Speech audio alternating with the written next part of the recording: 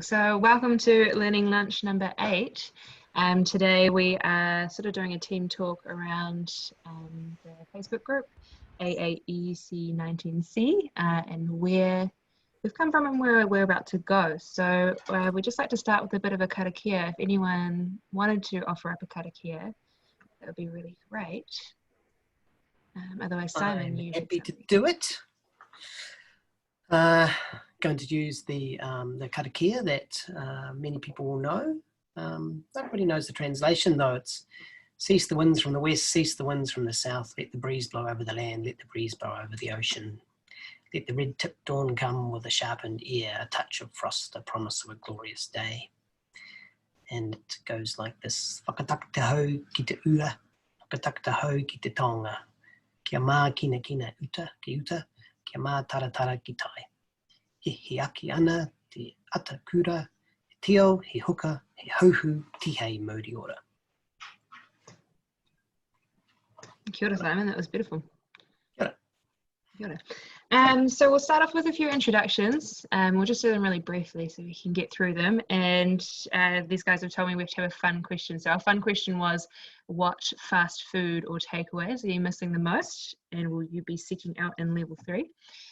So kia ora everyone, my name is Georgia May. I'm from Whangarei. I work for 2 theatre companies. So I work for Northern Youth Theatre and I work for 116, which is a theatre venue in Whangarei. And I am most missing, actually, there's a food truck in Tutakaka where I live called Coastal Kitchens that do bao buns, and that is what I'm going for. Cool. And so Square, do you want to introduce yourself next? Sure. Kia ora, my name is Square. I live in Auckland. I'm an arts manager, artist manager, and sometimes a creative producer. And the takeout that I'm particularly hanging out for is actually number 1 fried chicken in Newmarket. Yeah, just dying for some good fried chicken, and not just the KFC buzz, but some proper ones. So yeah. Kia ora, Square. And Rachel, what about you? Oh, you might just need to unmute your mic there, Rachel. I get you. Thanks, Square. I should just forget about that. Listening to you. Kia ora, I'm Rachel Penman, so I work with marketing, comms strategy, I'm also a theatre producer, general manager sometimes with theatre, music and film. Now listening to both of you, yes, Tuk Tuk Bao and Takaputa is my go-to, usually to get what they call cooking good chicken. So yes, it's gluten-free fried chicken, and it's like the best. And now you've made me salivate. Thank you very much. Cool, thanks, Rachel. And Bridget. Kia ora, my name is Bridget. I'm one of the admins of the group. I don't actually work in the arts. I work for the Defence Force as an adult learning tutor. But I'm passionate about the arts and helping out with this group.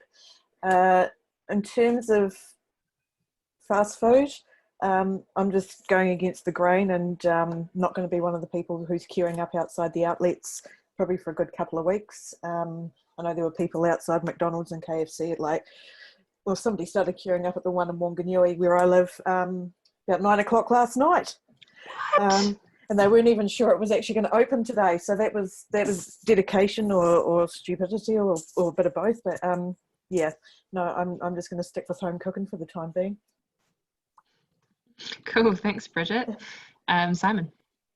Kia ora koutou, Simon Bowden, the former director of the Arts Foundation for quite a few years, now a philanthropy arts consultant and a muso, and one of the refugees from Cuba Duper. But next year, we're doing it next year, aren't we, Jerry? Sure. Yeah, I'm like Bridget, I won't be running out to find any takeaways. I remember dropping takeaways a very long time ago and then trying it again and going, oh my goodness, all this fat stuff, I can't believe it, But I might go to the Wellington on a Plate website and look at the wonderful big long menu they have of wonderful eateries in Wellington, and we might treat ourselves that way. Cool, thanks, Simon. Catherine. Kia ora, I'm Catherine. I am living in Auckland at the moment, but used to be down in Wellington. I am a production coordinator at Q Theatre. And I've just been tuning into these to kind of keep an eye on the industry and see where we're at and sort of passing things on to our technicians when I can. Yeah, that's me. Kia ora, Catherine. It's nice to meet you. And Jerry. Kia ora koutou. I'm Jerry Paul. I'm the director of Cuba Duper in Wellington, and like Simon, I'm a musician as well. And I'm actually, there's a place, I'm living in Moera in Lower Hutt, and there's a place called Dirty Burger down in Petone, and it's pretty mean.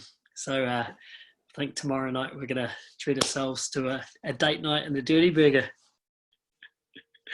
Or a date burger and a dirty night. Yeah, got to be careful what you say. Oh, sorry, this is being recorded, isn't it? Oh, mate, it's for posterity, no? Who is? Yeah, that just made me really hungry. So, cool. Simon, so I guess, it's best to start where this all began. So Simon, if you just want to do a summary of the formation of the group for us. So Yeah, sure. Yeah. Yeah, so this group was instigated by Kane Forbes, who hasn't been well now for some time, and has even been tested for COVID-19. So we unfortunately don't have him here today, but want to acknowledge him, his energy, his foresight to do it. He was the 2009 bushfires in Australia. He went through that, and he saw that the arts community needed a way of coming together. So very quickly, within moments before the lockdown, he set up this page, which has got about 3,700 odd members, for the purpose of people being able to come together to share information as it comes to hand about how to support, how to survive, what we were going to do as an arts community to get through it. It's completely independent. The membership of the organisation just kind of happened through people that know people, people that through whatever circumstances had time to put into it, and some that had time to put into it because their whole lives had changed sort of overnight. So no real criteria, just people that put their hands up. And the group has sort of met quite regularly and talked about its purpose, and talked about small themes, big themes, roles. But one of the things that's been important to us is to try and remain independent. So you won't see too many opinions from the admins. It's more about encouraging the community to share their opinions, and for us to encourage people to share opinions. We've tried to monitor and pick up on the threads of what's going on out there, and we reflect some of those in our daily post, which is sort of designed to allow people to express how they're feeling if they want to inspire them to do that. Had more of a response like that in the early days, but also if you go back and look at it, it's like a little history of the kinds of things we're all going to get through together. So sometimes nobody responds, but that doesn't matter, because what we've done is we've picked up on a theme or something that's been happening, and one day could be an interesting resource to look back at. Has any of the other admins got anything else to add to that? Summary? You've covered it quite well, Simon. Cool. Oh, sorry, there's one other important thing, and that's hard work that Bridget and others have done on creating a website. So it's not just the Facebook page, it's also a website where there's information, and we are talking about what that website's function could be into the future. And the Facebook page itself, in case you're interested, is quite well organised into units. So you can do a deep dive into engaging with audiences, getting financially stable, getting by, and we're reasonably disciplined at taking people's posts and organising them into those ways, so that it can be a really active and interactive resource. Probably the only thing to sort of add to that is around the engagement within the group. As Simon observed, we are sort of looking, and where we can, we sort of draw themes from that, and that part of that forms some of the learning lunches that we've had so far. But also, just keeping an eye on what we think could be little trends of conversation or things like that. For instance, the most recent sort of conversations around advocacy, and stuff like that. So that's all really great. And Simon's right. We strive to sort of be an independent voice, but at the same time, I guess we kind of want to encourage and foster engagement and discussion. And so what you might see from us is, instead of opinions, we might be asking questions or provocations or stuff like that. So was there anything else anyone wanted to add to that, or any questions? No, we could. So our first sort of provocation or question was around getting and accessing support and guidance around funding and financial support for creatives in the arts industry. So previously in the group, that's been a big conversation, except in the last week or so, it's just started to slow down. So basically, the provocation is this still an important topic, and will it be an important topic going into level 3? Well, I think so. I think the potential for an economic recession, the fact that the funding that through MSD was available for 3 months, the top up from CNZ also available for that amount of time. Hopefully we're seeing from our page that people have understood how to access that support and have been successful at doing it. The whole help me, no one's calling me back type thing seems to have dropped off, but there will be a new funding round to navigate, and around, when will it be? June, sometime like that, both for organisations and for individuals.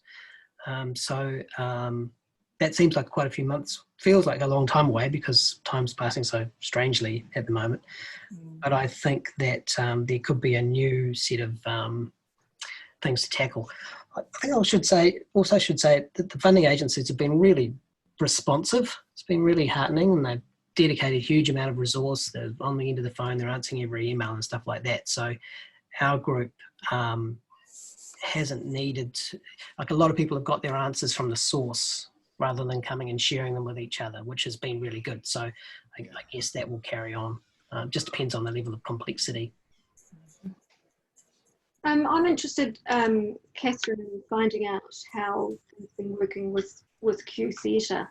Whether you're still, are you still working in with them, or what is happening here? So I suppose there's also conversation on an Auckland level of whether Foundation North, whether their funding rounds are still going to be happening. I know in Wellington there's quite a few that put out that they are.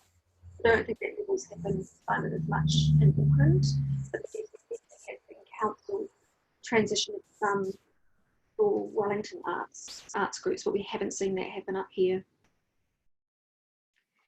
Yeah, to be honest, I'm not privy to a lot of the conversations that happen in Q around this. I know that we are looking at options across the board of things, like I know that Foundation North was in our radar. I don't know what's how that's progressed since I last heard about it, which was about a week and a half ago.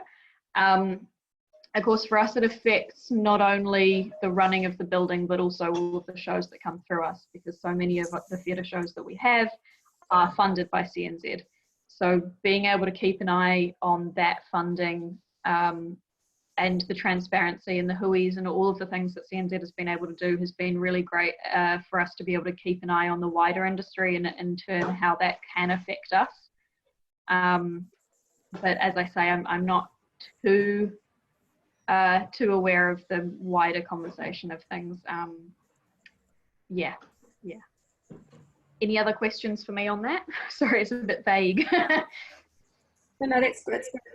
Yeah, because I think it'll be interesting to see what the Auckland Council does as well.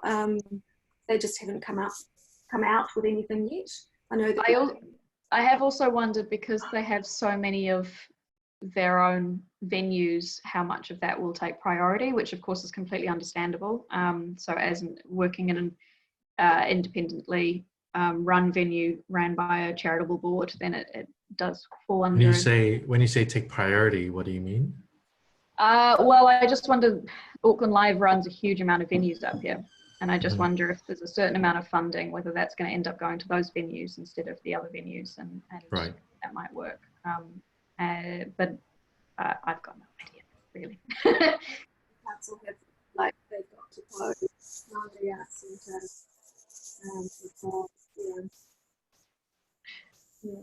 I think you've raised a really good point, actually, Rachel, and that is that most of the conversations through our Facebook page have been focused on, CNZ funding and MSD support. And in the early days, we had a little bit of Mark Farrar from Wellington City Council was sort of seeking advice and asking questions. He was using our Facebook page to ask other councils what are they doing. And there was even a point there where CNZ put out a notice saying that all of their funding applications had been suspended, not declined, another word, and Tauranga misinterpreted that, cancelled all of their CCS funding, which they actually didn't need to do. So that got sorted out by our page as well. But we haven't had a lot of support or sharing of knowledge from the regional local government sector, and we haven't had a lot from the different funders as well. So this might be something to encourage. Even as a co-director of the Kotahi Music Festival, we've got an application due on Thursday, and I know quite a bit about what Wellington City Council's thinking. So perhaps I should really share that information. From your perspective, Jerry, Cuba CC, how's things going on a regional basis?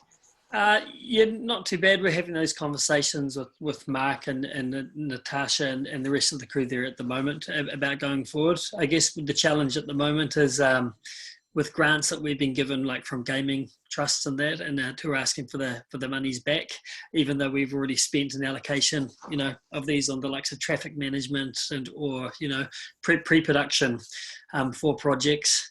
Then there's also the likes, liaising with CNZ, being able to extend the deadlines to next year. But of course, there's some portions of that we've already spent, which will need to be spent again, which is going to raise the overall price. But because you can't apply for additional funding for the same project, we're going to have to find ways of navigating that. I guess the big challenge for us is about half of our total budget is from, gaming grants, and also our corporate sponsorship makes up about a quarter of it too, So it's going to be a challenge the next year going forward. So we're going to have to get really inventive, and then likewise trying to decide with the new funds that are available, how we can use that to engage the community that we already had and had to cancel this year, and be able to develop these projects going forward. So yeah, it's lots to think about. It's actually normally this is the downtime for us. But I'm busier than I've been for, pre-festival even. So it's really interesting, and it's exciting too. People have been very supportive, and but it's great. Gary, is there collaboration between Wellington organisations and producers? Could our page help by connecting people together, or is there another forum for that? Is Arts Wellington kind of taking care of everyone sharing their ideas and their struggles? Yeah, there's a bit of both, and I've obviously been jumping onto the PANS ones as well, and a lot of direct reaching out with we're trying to think of activations between now and Cuba Duper next year, which can keep our artists engaged, and also all the the hundreds of businesses that take part in the festival that are going to be really struggling coming back in now. So it's liaising with the likes of Meg and Tawhiri around when the jazz festival might happen, to make sure that we're not competing or going to have any negative effects on the rest of them. So I've been keeping a close eye on the page and finding it very informative. But there's plenty of resources out there at the moment, and zoos that are happening all the time. So I find that quite useful.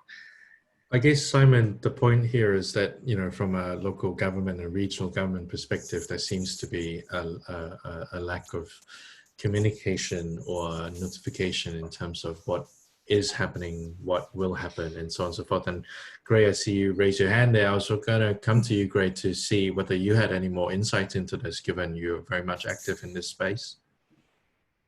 Kia ora, everybody. Sorry I was a little bit late in joining today. Thanks for letting me have a platform for a little bit. Last week we had a meeting with all of the Toi Tamaki North arts managers for all of the ACE Auckland Council arts partners. It's our second meeting, so it's a catch-up meeting with those. So those are representative of groups like Pump House Theatre, Rose Theatre, also Depot Art Space, the Mairangi Arts Centre, Estuary Arts Centre, so going right up to Helensville as well, Helensville Arts. Generally, in terms of connection with Auckland Council, there's a lot of hedging of bets going on, if you like. So we have reports from some of the arts managers, particularly in Takapuna Devonport area, particularly in Takapuna Devonport area, that were favourable in saying that our art centres would receive our next year's allocation of funding for arts partners. Now, for a little bit of perspective, say there's Corbin Estates Arts Centre in Henderson. That's a council-run organisation that is also a council-owned building facility. That receives $700,000 a year as its main Auckland Council contract, and has its own maintenance budget. For Lakehouse Arts Centre, we receive about $70,000 as a council contract. Where we own the building and are responsible for all of the maintenance of it, and we deliver exactly the same. Programs. We have almost exactly the same visitor numbers as Corbin Estates. So there is quite a big disparity between different centres across the region, and there is evidence that Auckland Council supports its Auckland Council buildings more favourably than the locally run operations. So Takapuna Devonport councillors had indicated to arts managers that funding was secure. I went and talked to the administrators, and they said that no one had agreed to anything. So, there's just double talk, it's just political double talk going on. And we are currently in a total phase of what do we do without council support? For us, it represents about 18% of our overall budget. So we see it as survivable, whereas other groups, particularly in Toitamaki North, arts partners will, they won't survive if they're not funded. We know that, absolutely. We also have 2 partners already who have indicated that they will not survive the next 12 weeks without additional funding support. So what do you think, Gray, could sort of council and regional bodies do better in terms of support? I mean, apart from the obvious, money side of things, but, is there anything else that they can do better? Well, I've taken some of the ideas out of these meetings directly to council, so we're now talking, the Toitamaki North Arts Partners are talking directly to council about arts-led recovery, which was something that came out of one of these learning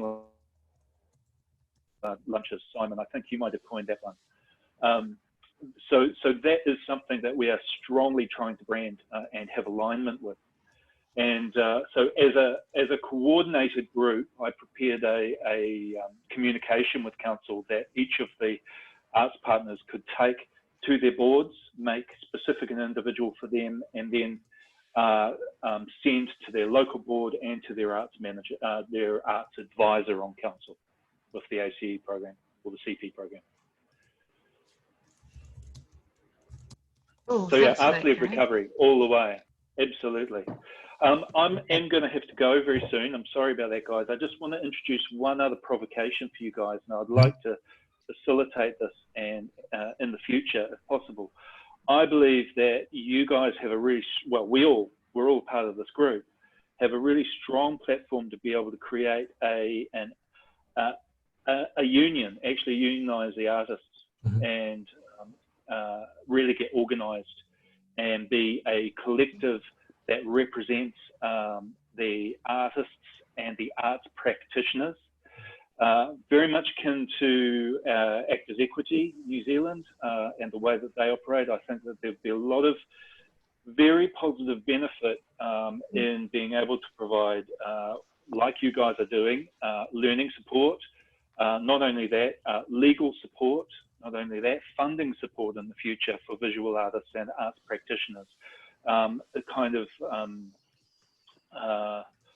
I guess you guys have a platform that has been joined by so many people now. It's actually quite a strong, powerful, united voice. Artists don't need to lose their individual voices. They can be represented by a singular vision they can all input on. So I would really like to explore that option. Gray, if I can just address that quickly.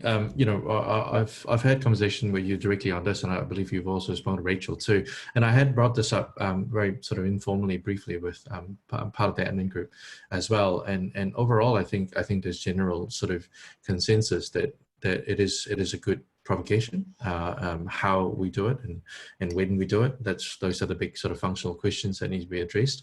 Part of the challenge that we're currently having as a Facebook admin group, I guess, is that our spiritual leader, so to speak, Kane, has been unwell for over a fortnight now.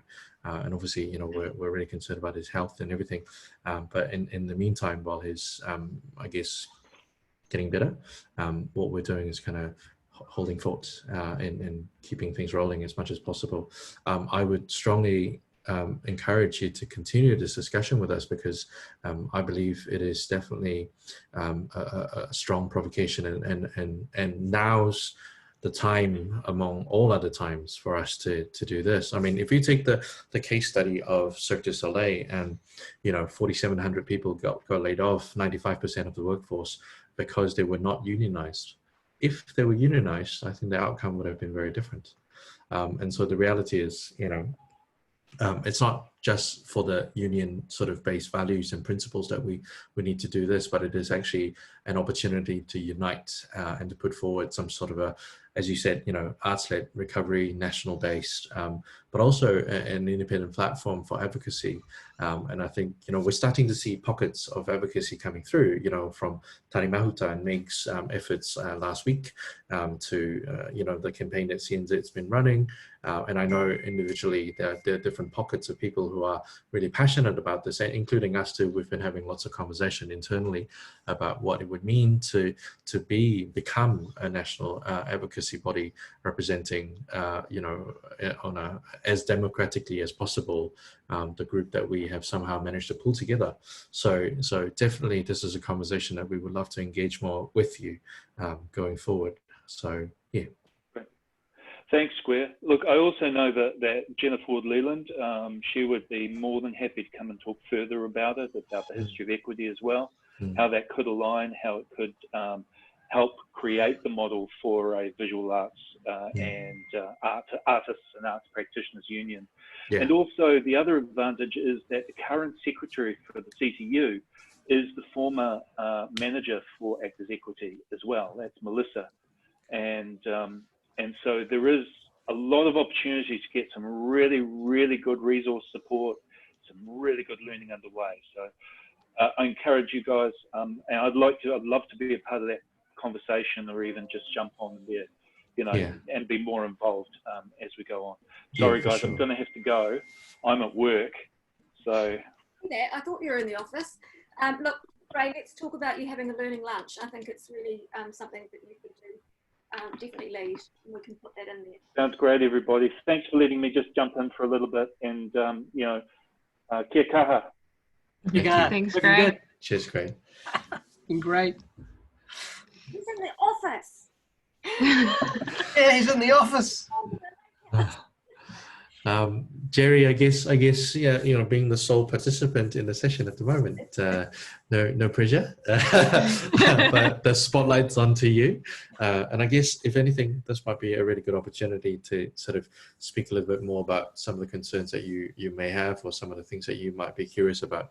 I don't know, of course, how much engagement you've had with our group, but just generally, I think one of the things that I take a lot of satisfaction from is to see how fairly broadly represented we are within the discussions on the Facebook group. But at the same time, one of the things that we've been keenly aware of is also that within the steering committee, I guess, of our Facebook admin group, we could do with some additional sort of representation is not exactly the word I'm going for, but certainly a broader sort of group of people who feel passionate about certain topics or issues. So yeah, if there's anything that's sort of top of your mind and stuff like that, I'd love to know more.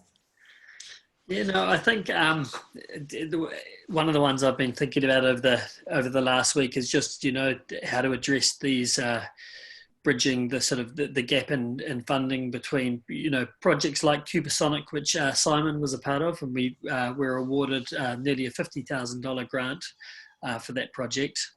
Most of that was to cover the sort of technical aspect of it.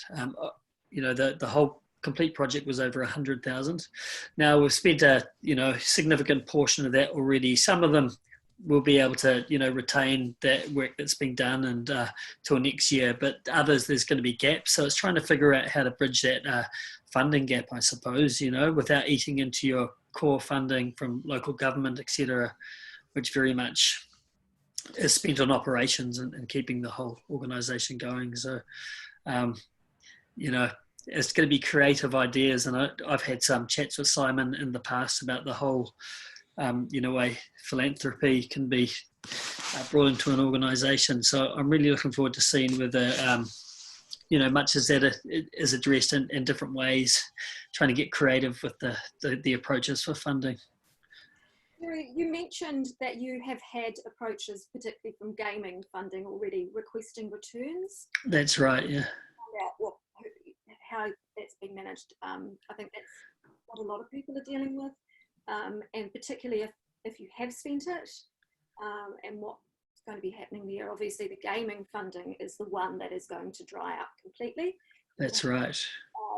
Particularly up here was Infinity being one of the largest ones, covering a lot of operational costs for people, including wages, and how that is going to affect companies. Yeah, well, exactly. I mean, we've had a couple reach out and say, listen, like, you know, according to the contract, if the event didn't go ahead, then we need a complete refund.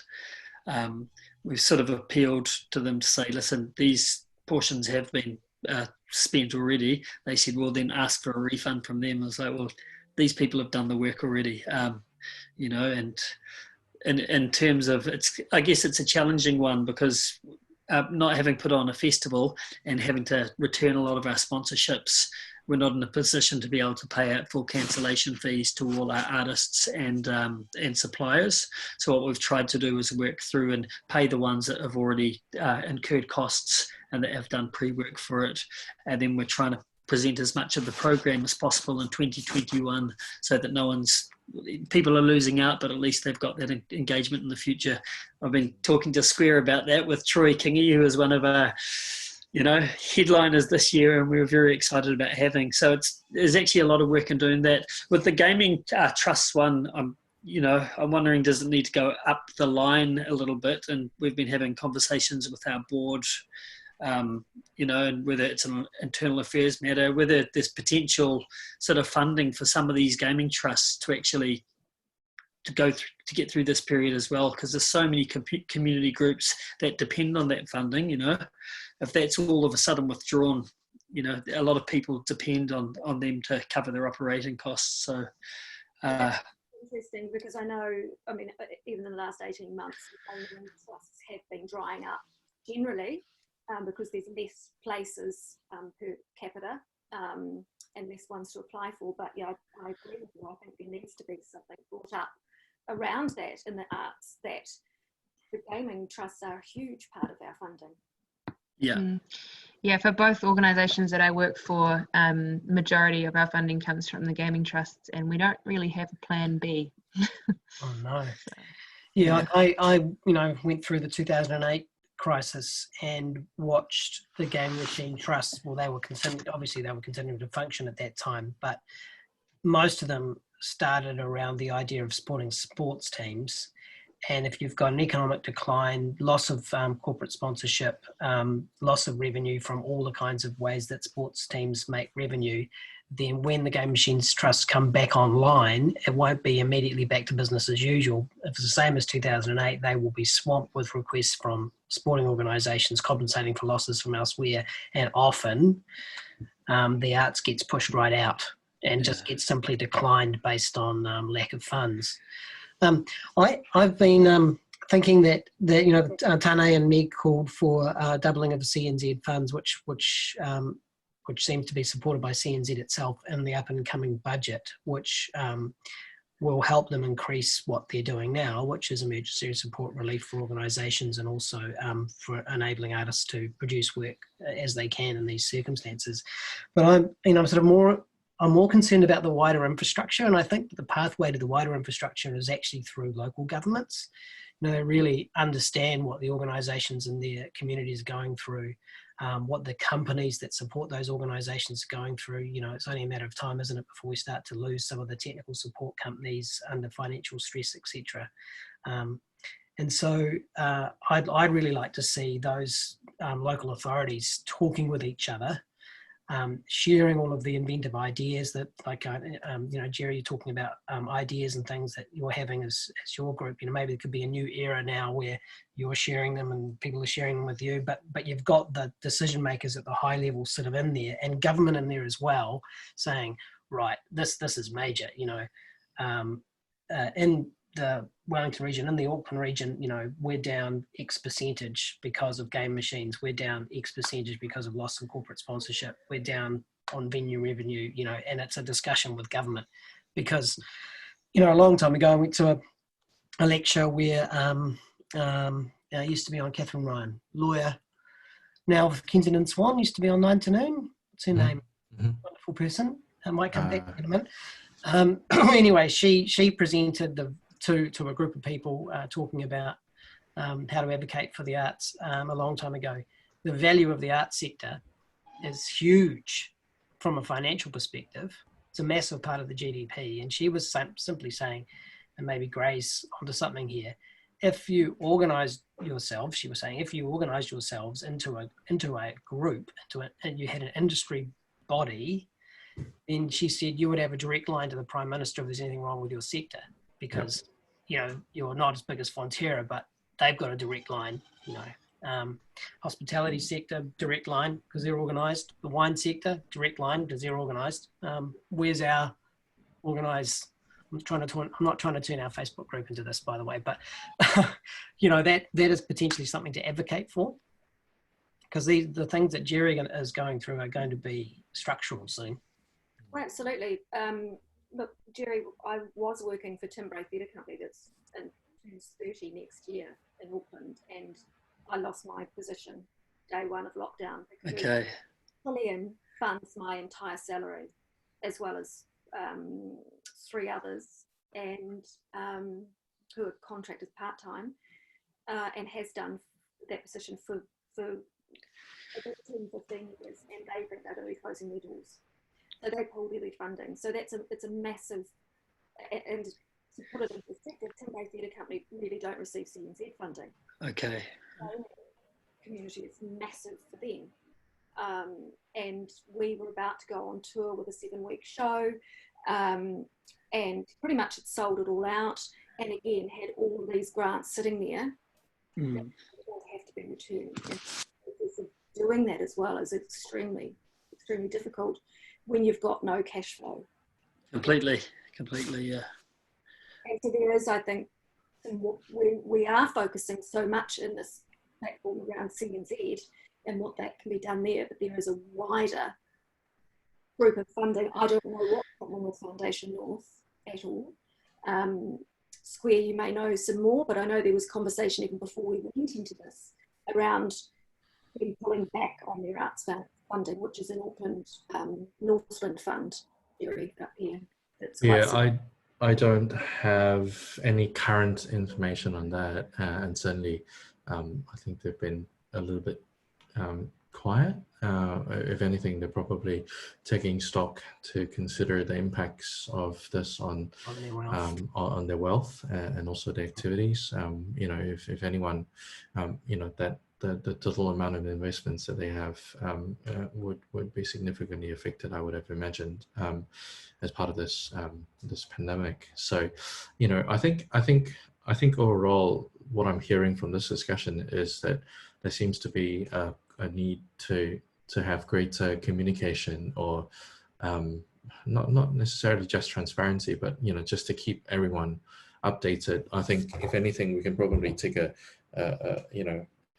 some learnings from how Jacinda and Dr. Ashley have sort of kept the team of 5 million people, briefed on a very regular basis to kind of keep things going, because part of it is about calming anxiety too, because there's a lot of that going on, and for us in the arts, this is going to be a long tail. Well, it's going to be an incredibly long tail for us. And so, not that uncertainty of, say, in my mahi, take for example with Troy, it's great that I can work with festival directors like Jerry to have some more certainty about the next edition of Kupadupa, and that's fantastic. And we're really grateful to be in a position to tautoko the continuing of your festival.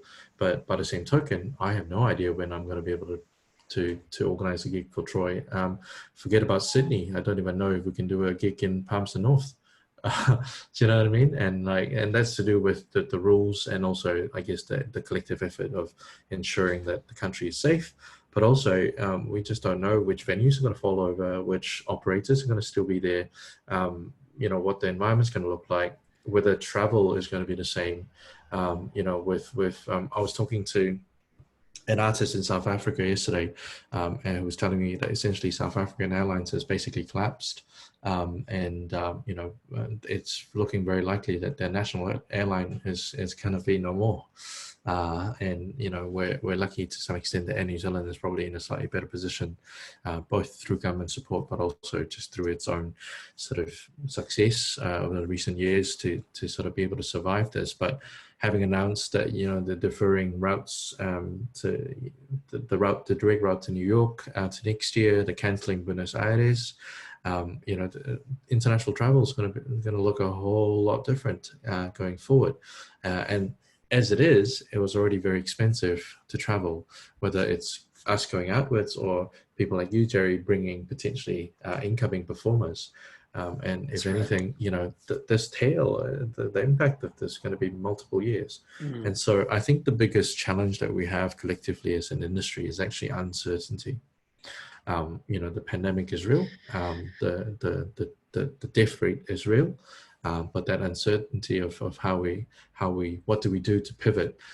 We've seen this mushrooming of online activity, of course, and I have my own sort of reserved values about whether that is actually creating value or destroying value, and whether people are doing it well or not doing it well. I read a comment on my Facebook feed from Robbie Ellis, who now lives in Chicago, about Sondheim's birthday weekend and how technically that was a bit of a shit show. And the reality is, Broadway.com can mess up a big event like that. What's the point? Do you know what I mean? So yeah, a bit of a ramble there, but I think it just speaks to the point that uncertainty is the biggest issue that we have at the moment. And I think if all parties, local, regional, charitable, gaming trusts, if we can all get on the same bandwagon and try and at least have open and honest and transparent conversations, then I think we would all be better for it. And I think these, sorry. Sorry, Drew. You're right.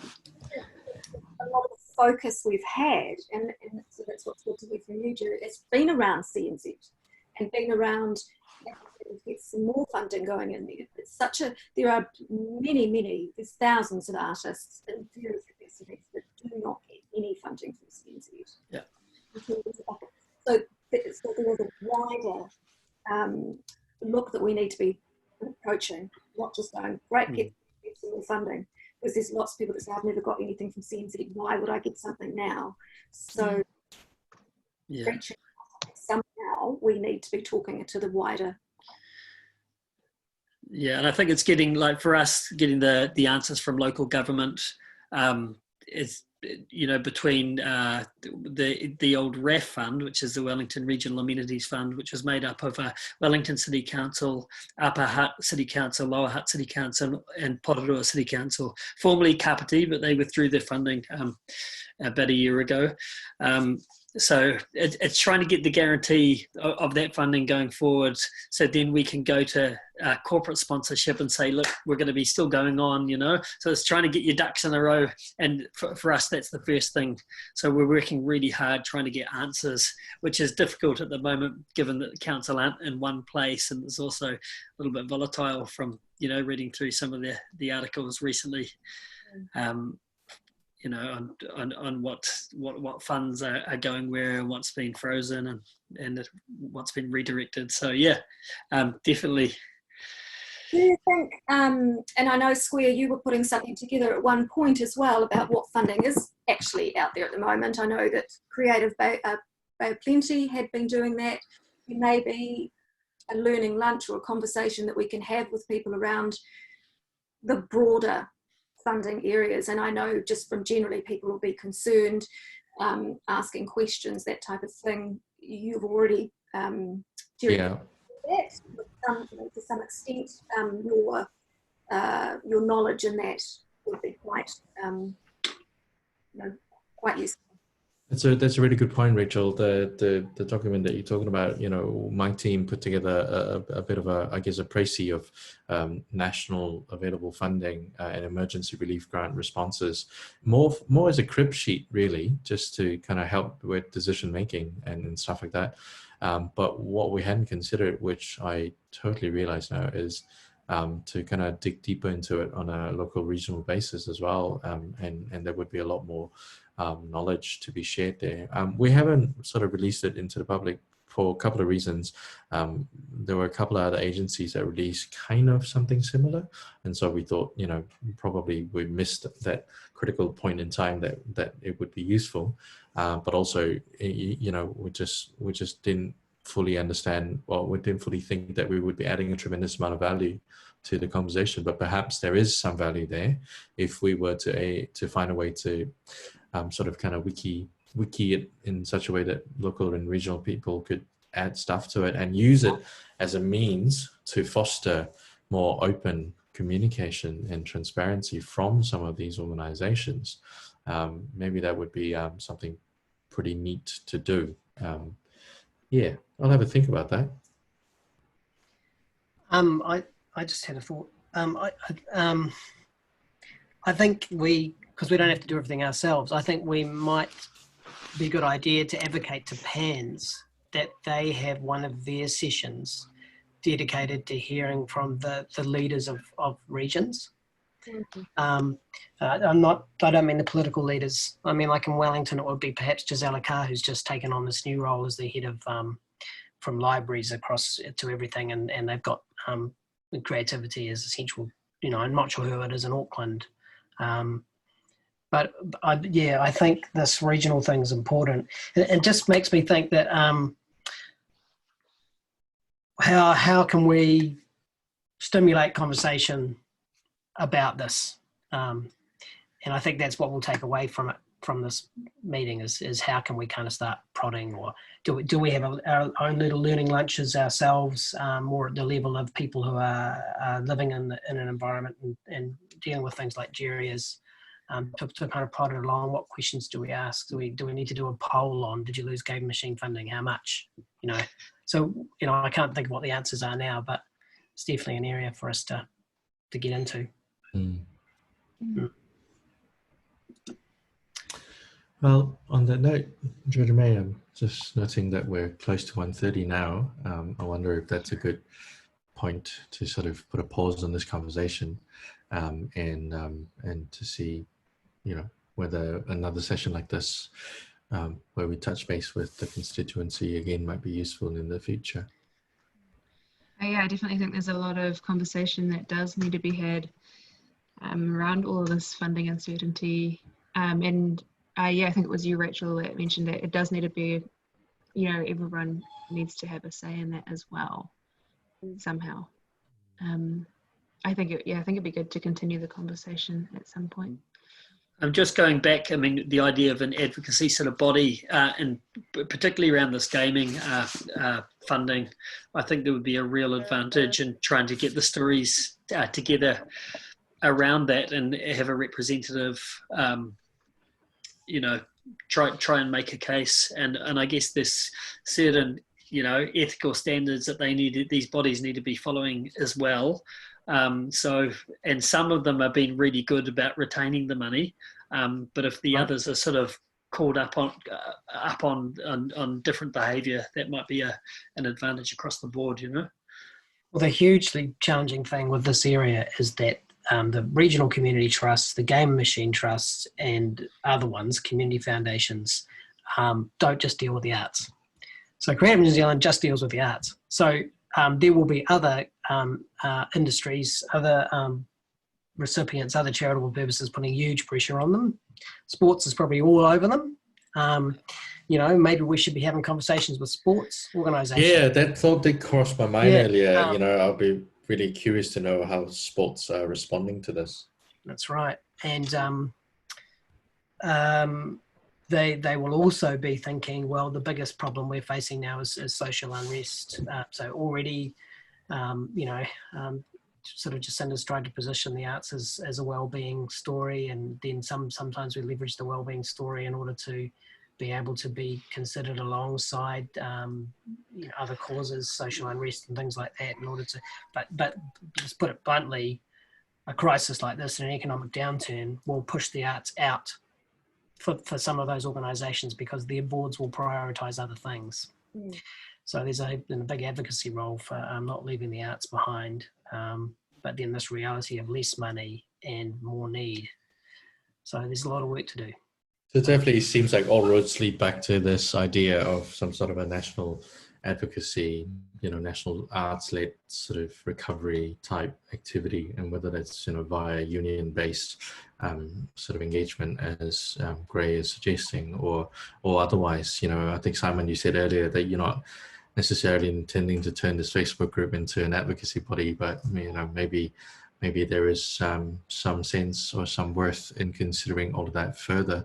I know we've had this conversation for a while now within the internal sort of admin group for this Facebook thing, but maybe now's the time to kind of step it up a little bit. And obviously this video will go up at some stage onto the page as a Learning Lunch video, and hopefully that will spur more opinions and conversations from the rest of the people who I'm guessing are queuing at McDonald's at the moment. Or KFC. Yeah. So shall we what do you think, Georgia May? Is it about time to sort of... Yeah, is there anything that anyone else felt was really important to add just before we wrap this up? We're all good to go. Kia ora, Jerry. Thanks for joining the team. Thanks for allowing me to sit in. As I said, I thought I was going to turn it on in the background and then do a bit of passive listening, but it's really good to engage, and it's got me thinking about a few ideas post this Learning Lunch. Yeah. Good. And you're welcome to post anything on the group, of course, and to connect with us directly, or however you wish to continue discussions. So fantastic. Cool. Thanks, Jerry. Ka kite. Yeah, bye.